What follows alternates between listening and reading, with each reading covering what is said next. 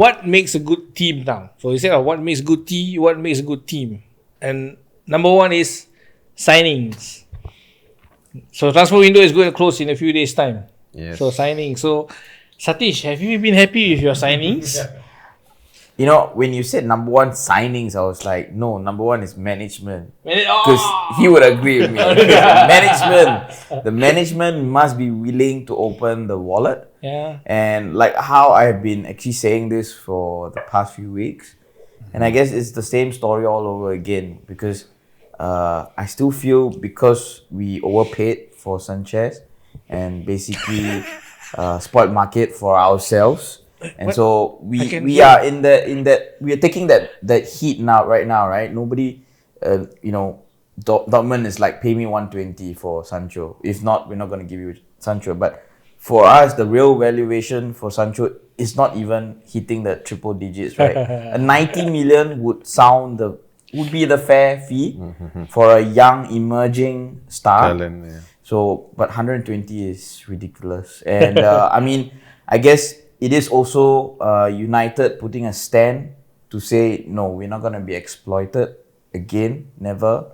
And I guess overall, I feel it's like a rich club like United should not be hesitating to pay. So I'm like in two minds. One is to, okay, it is right that you put a statement out, but at the same time, it's ridiculous. You know, you're like the top 3 richest club in the world. Those are revenue, and you're not making that investment. The thing is, even with investments, it doesn't guarantee performance.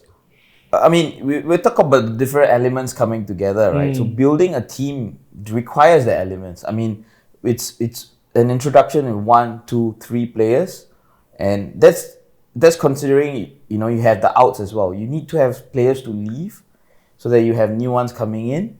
And I mean, look at this Manchester United team. We know the plugs. We know we need a proper central defender. We need a right winger. We need a striker. We have known this for a while, but we're not serious about it. And that is frustrating. But I do think that COVID-19 has a part to play because the owners are less open to spending the money because the revenue from the gates are suspended. So correct. But all that considered, right? Like, look at Liverpool, right? You guys have gone into the transfer market. You've got a world-class talent in Thiago. And then, of course, you have an emerging talent. We know about Jota and how he can actually fit in nicely on the wings. And it's a significant investment, 2 players in. And Liverpool's looking ever more solid. Like, was that a complaint? Depth, lah. I mean, sometimes it's not just plugging the holes that you have. At the moment, you're buying players to get depth. And I think for Liverpool, that's the main thing about depth. See? I think, if I may add, actually, not a very popular opinion, but I think Manchester United fans have been going on about this, the lack of transfers and all. And a lot of blame actually goes to the owners, which I don't doubt. Because coming from a Newcastle fan, that's exactly what my Ashley has been doing for about 10 years. There was a season that we didn't even get any signings. So we had like a couple of loan signings and that was it. There was even no new signings at all. So, but I mean, an unpopular opinion, which I have to say, is that I think when you look at the Thiago transfer, he chose Liverpool over Man United. So actually, the drawing power of Manchester United has declined severely over the last few seasons. So that is something, a food for thought actually. The fact that now Manchester United doesn't have that much of a drawing attraction compared to previous seasons. But also having said that, I mean, this season Newcastle actually, I feel they did. In a long while, they actually did quite well on the transfer front. They brought in Callum Wilson, they brought in Ryan Fraser, and also Hendricks, and also I think Jamal Lewis from Norwich. So one that got away. I mean that surprised. That surprised me because he was a Liverpool target. Yes, he was. So why I'm bringing this up, because like what Satish said, there are actually players out there. If you can't get Sancho, Yeah. then you have to get someone else. You know, Yes, yes. you know, since Lukaku left, I don't think there was a real like a solid forward. Number 9. Solid forward. Yep. So I think that is the weakness in it. Like they're not signing the players, and they're I feel they're dragging their feet about the issue. But No more tarik ni. No I more, think- no more tarik. Yeah. Man U no more Yeah. tarik. I think the Mason Greenwood is a good striker. He is. Yeah, the way he dribbles. So I think the manager Ole is sticking to the youngsters. Yep. Yeah.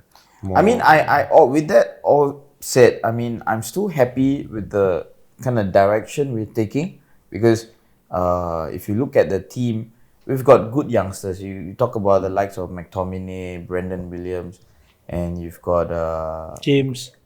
James Greenwood. So you've got other fringe players as well. We got Gardner and there's another kid coming up. So there's a few players who are already in the knocking doors for the first team, or at least already in the training in the first team. It's just that like what Abbas said, like the pool is not there, and I totally agree because it's I guess nobody wants to join a team that is or the management that shows a lot of insincerity. I feel like it's not very sincere, and of course thinking about like Sancho is number one target, and if number one target is not reachable, then why not you go for number 2, right? Ismail I feel like there's no number 2. Like There is. I think they were being linked with Ismail Sarr. and then forward also, right? Dembele. So there was Yeah. there's few going on. I mean, at the end of the day, I feel like if we don't get Sancho or if we don't get a number 2 target at least, I'll be okay. Because I do want to see Greenwood prosper because that then opens that option for him. Yeah. It's okay for at the moment, right? Like what Ole has done with the team. As an example, United. Since United has been, there's a lot of rumours going with United, and they have not bought anyone except for, of course, Van der Beek. Yeah. But the thing with this is we have heard of the same story before when it comes to Chelsea. Say, we're playing youth. Then suddenly got the money we need straight away. They buy all the star players, right? Yeah. So, but I think with the past few seasons that Ole has been doing, right?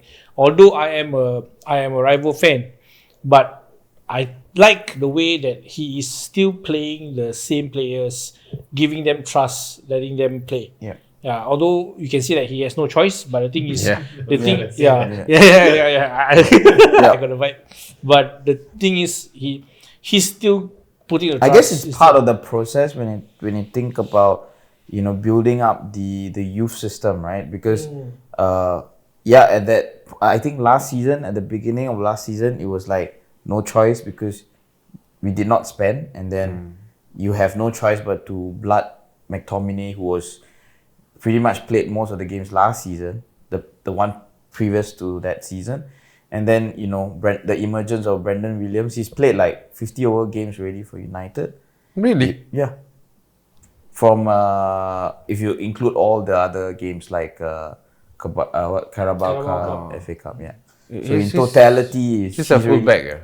He's a left back. Oh, yeah. Actually, by trade, he's a right back, but because of Shaw's lengthy injury, he was shifted to the left. Okay. No, I do think that actually there is an important thing about signings, which sometimes get overlooked, is the fact that the signings can actually impact the younger players to bring up their level in terms of their tutelage or something like that. I just offhand, I remember one of the Newcastle youngsters at that time, Peter Ramage, who's completely forgotten. He said that where he learned a lot from Roberto Solano, who was one of mind blown. So one of the best right backs Newcastle had. So, and he learned a lot. So I guess, at that time he wasn't a new signing, but my point is that I feel youngsters like McTominay and James and all, Greenwood, they have a lot to offer, but they also need they need to guidance, raise their games. They yeah. need, and I think that is also what has been happening at Liverpool, because some of the youngsters, like Trent Alexander-Arnold is a fantastic example. I mean, like just a few seasons ago, I mean, I've not really heard of him. Probably local supporters know him, but as a neutral, I didn't know. And now he's like a household name because of, you know, because top 5 right backs in Previously, Europe. previously Manchester United are doing that, you know, bringing in experienced players to blood their class of '92. One example is Teddy Sheringham. He was signed late in his career, and the '99 season where they won a treble, so that shows experience. Youth and Yes, It's combination youth and experience. We need a balance both actually. Yeah, I think one good example also is just recently there were interviews. I think our pipeliners were saying that because of Thiago's signing, the way he sprays the ball and all that, the way he passes and all that, composed, the way he style, everybody in the team is trying those kind of passes also. So it's like one good player doesn't just mean that he's plugging the hole. He will influence everybody in the team to change, and that is actually one of the advantages of signing a good player. Actually, of course, don't be injured lah. If you injured, then But he's got Jago, COVID get well now, soon. right? Don't be COVID-19 positive. Injured, I'm talking about Chelsea player. Chelsea player just by only injured, so pitiful lah. But Who lah? Ziyech all that is injured. United hosting Spurs at Old Trafford. Mo coming back to Old Trafford, Satish? Yep. Yeah. Definitely, it's going to be an exciting one because we had a fantastic game last night at the Carabao Cup. We started very slow, but then at the end of the day, we had all 3 points and 3 goals. So it looks like Pogba is back in terms of fitness because, you know, the first 2 games he was taken off early at the 60th minute because he is obviously has just recovered from COVID and then building up his fitness. So yesterday he looked prime. Like I feel like a good prime Pogba can really influence the team. Who are you guys playing yesterday? Brighton. So we met Brighton twice in 5 days. And It's going to be the same for us and Arsenal. Arsenal. Yeah. No, Carabao Cup also. so It is rigged. Okay, if we go into the stats, right? Out of the times that they have met, United has won 35 times. They have both drawn 12, and Spurs have only won 9 times. And of course, United this season is at 14th place, Spurs at 8th place. Looking at the past meetings, United has pipped over Spurs for the past 3 times. They draw once lah. So I don't know if you're saying that Prime United is back or is performing, it could be fine. I mean, this game is looking to be, I guess the first 2 games, to me at least, I will write it off like a false start because only because, you know, Sorry, excuse me. Yeah. we had influential players who were not up to match fitness. So I mean, as a fan, I guess I'm willing to write that off. So our season would start like from this game. Yeah. So I'm looking forward to the clash because you know, Mourinho and Ole have exchanged remarks in the past few The weeks. banter is there. The banter is there. It's cool, it's cool. And of I course, like it, I like it. And of course, at the end of the day, I guess there's going to be mutual respect, right? Mourinho obviously loves Manchester United. He's not going to go there and say, you know, I hate Manchester United. He's not going to do that.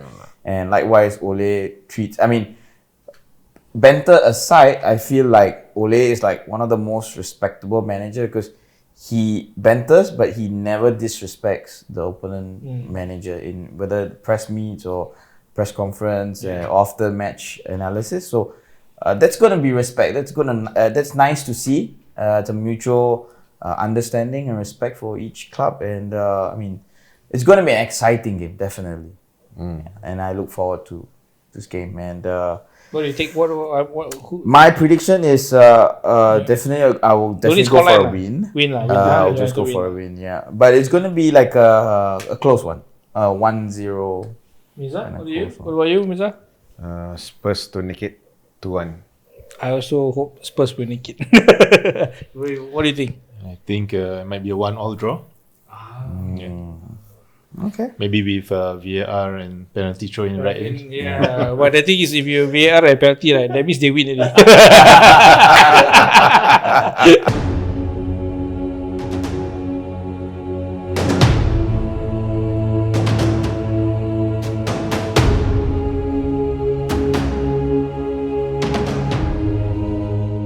For this episode, we have Chai Baba, this fantastic tea accompanying our chat. And I must ask this, right? What makes a good tea? Okay. Firstly, thank you very much for the compliment. So to answer the question, what makes a good tea? I think there's a couple of elements. Just like a good football team. Okay, I know it's cliche, but yeah, you need different components for it to work. So I think the tea itself, right? It needs to be like strong enough without being overpowering or leaving a bitter taste. And then when you talk about tea like teh tarik or chai, it's like the milk component as well has to be right. It just needs to kena. This one really kena. Yeah. This one really kena. If you want to kena, there's a masala version. Not the Mo Salah version, right? But it's equally as powerful. So the tea comes in this what do you call this takeaway box, right? So it keeps the tea keeps the tea warm or hot for up to about 4 hours. So actually, it's a pretty good.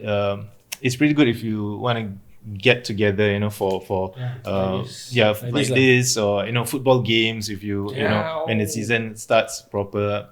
I mean, when friends come together, and they watch football and stuff, and it's a pretty good option for you to drink. It can get quite addictive, I suppose. Yeah, finish already, Mine is finished already. So this is Kiss My Badge for the fans, by the fans, covering the most watched league in the world, and our content partner, Matchday Affairs. So, going into the next game, this is a London derby that we're going into, which is at Stamford Bridge. Chelsea hosting Crystal Palace. Okay. Also known the battle for jerseys. Yeah. both same, right? The home. Copycats. The Chelsea's away and the Crystal Palace home. What's up with Chelsea? They never settle on good jerseys. At one time they were called the bus seats, and then now I like that one. They start stealing people. The number 3 at the front, which they always lose or win by the 3 goals. Is this a good time to bring up the zebra third jersey? It's okay, we're over it. Guys, we're over it. Every time is a good time to bring that up, bro. This is the true black and white stripes. Okay, you can see. This is how you do it proper, and that is not how you do it proper. Okay, so at Stamford Bridge, Chelsea against Crystal Palace. Having played these two teams, Chelsea has won 16 times. 2 draws between them and 4 wins by Crystal Palace. And all the while, Chelsea... In the last 3 meetings, Chelsea has pipped it over Crystal Palace. But this season, Chelsea has not been up to mark. I think probably Crystal Palace can cause an upset. I got a feeling that Roy Hodgson would mastermind an upset. Yeah. And Palace has been doing well for the past 3 games. And not just, Zaha, obviously, one of the players to watch, but also Andros Townsend, former Newcastle player as well, the one we let go. But there's Townsend and then Zaha, and then players like Michel also chipping in. Is that Jordan Ayew? I am not impressed with Jordan Ayew. See, all this while, the past 3 games I watched, I'm not impressed with Jordan Ayew. He seems to be a bit more like he got no idea what to do. He's a utility player. I mean, he's not really. But I still cannot figure why Benteke is not a. Benteke. Yeah. because I think their setup right at the moment right is focused on Zaha, and of course on the right side, which is Townsend, he's always rampaging forward. Yep. I think that's the setup now. So Benteke, they don't need that strong Target guy in the man, middle number the nine, target man until a chance that they need to change. I think he came on the last game, substitute. So to try to change the game, but I think at the moment they don't need him. I think actually Chelsea will nick it, but not before they let in a couple of goals. Yeah, I think the defense is a bit porous at the moment. I mean, Thiago Silva's slip the other day didn't help their chances. Perhaps you can see he's adapting to the English game with the faster pace. So, I mean, I think, but that's the general thing about Chelsea's players at the moment. I think it might take a while before they actually blend together and really, what do you call this? Get their but before Chelsea gets their money's worth with all these new signings. Yeah. So, but when you contrast that to Crystal Palace, I think they are really functioning well as a team, right? Yep. At the moment. So I think it will be a close fight, maybe 3-2 to Chelsea. I think this is going to be tight, but like what he mentioned, because they're still in the gelling, and so I feel like it's going to be a draw game because a well-formed, a well-oiled Crystal Palace can hurt any team. Like, that's my opinion. As much as I hate them, and they have a tendency to do well against United. So. Crystal Palace will win it by 3-0. Yeah. Wow, 3-0. 3-0 really? Yeah. You cannot be bookie. People will lose money. No one has so far. No one has told that they follow our prediction. Yes, correct. Don't follow our predictions, guys. But Never. the thing is, this is our own opinion. Aston Villa hosting Liverpool at Villa Park. This is going to be very interesting because Aston Villa has not conceded any goal so far. They are at 4th place, maximum points. Between them, Villa has won 12 times. They've drawn 10, and Liverpool have won 28 times. So all these past 3 games that they meet, Liverpool has won all 3. I'm one of my friends was saying about Villa. Villa defense quite good. The thing is, I think they have only faced not the teams in the top half. So probably this is the time they will concede. I think so too. I have not actually seen Villa play, but I mean, how can you resist a strike force of Salah and Mane on form at the moment, right? And Jota head into the mix. So I think the defense they probably will not keep a clean sheet against Liverpool. Aston Villa has a new signing in Ross Barkley.